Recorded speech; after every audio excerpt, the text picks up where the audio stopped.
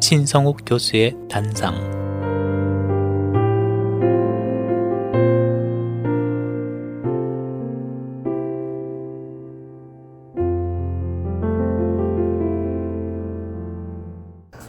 어윈 루츠 목사님이 쓴 7가지 대표적인 기적이라는 책에 보면 재밌는 유머가 하나 실려 있습니다.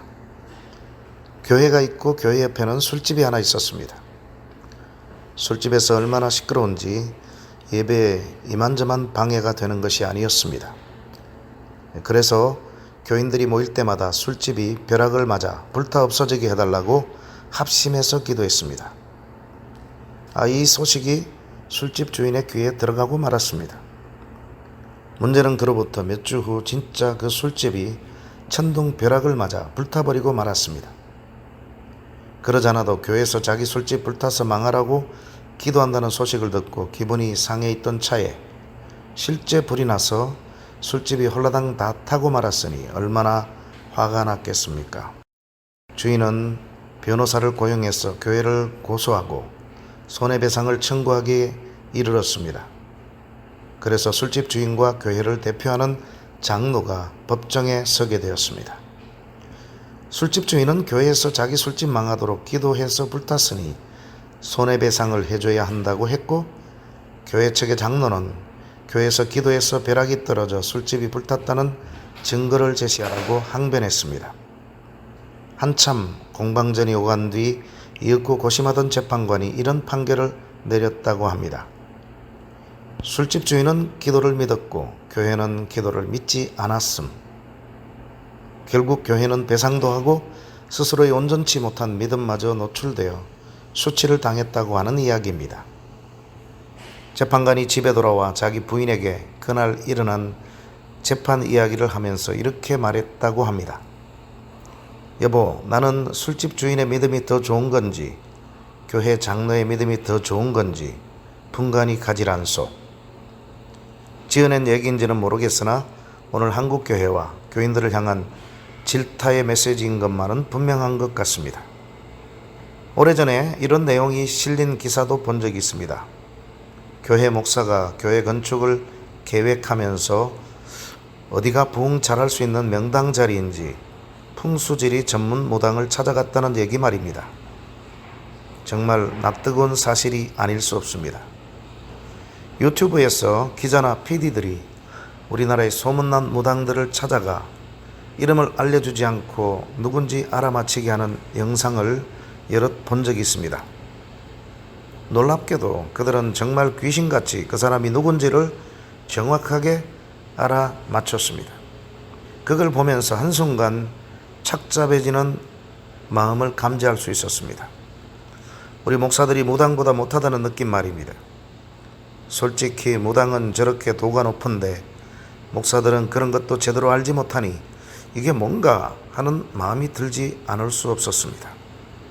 하지만 그런 거 알아맞히라고 목사의 직분을 주신 것이 아니란 사실을 새삼 깨닫게 됐습니다.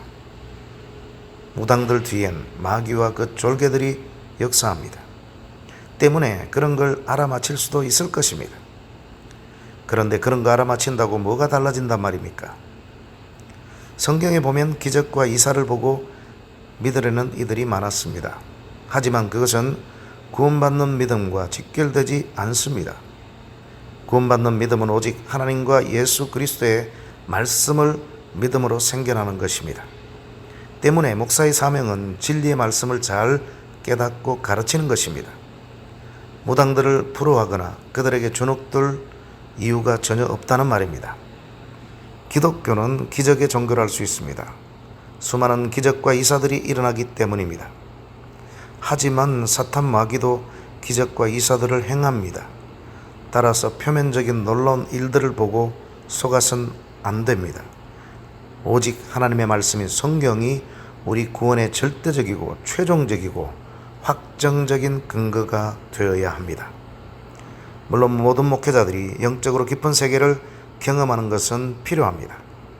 사탄이 한 길로 왔다가 7길로 도망갈 정도로 영적으로 견고하고 강하게 무장이 되어 있어야 함은 당연한 일입니다. 하지만 무엇보다 목회자는 말씀과 복음을 잘 전해야 합니다. 그보다 더 소중한 일은 없습니다. 병을 고치고 귀신을 물리치는 일도 무시할 수 없는 일이긴 하지만 더 중요한 목회자의 사명은 말씀 전하는 일입니다. 사도행전 6장 1절에서 4절에 이런 말씀이 나옵니다. 그때 제자가 더 많아졌는데 헬라파 유대인들이 자기의 과부들이 매일의 구제에 빠짐으로 히브리파 사람을 원망하니 12사도가 모든 제자를 불러 이르되 우리가 하나님의 말씀을 제쳐놓고 접대를 일삼는 것이 마땅하지 아니하니 형제들아 너희 가운데서 성령과 지혜가 충만하여 칭찬받는 사람 7을 택하라. 우리가 이 일을 그들에게 맡기고 우리는 오로지 기도하는 일과 말씀 사역에 힘쓰리라 하니. 교회가 싸우고 변질되는 것을 보면 대부분 비본질적인 문제에 매달리기 때문입니다. 교회는 말씀을 전하는 것과 기도하는 것이 방해를 받으면 안 됩니다. 교회와 목회자들의 우선순위, 프라이어리는 말씀 사역입니다. 이런 걸 제쳐둔 채 비본질적인 일에 더 치중하면 영적으로 문제가 생길 수밖에 없습니다. 하나님 자녀들의 최우선 관심사는 기도와 말씀과 성령 충만임을 날마다 기억하고 살았으면 좋겠습니다.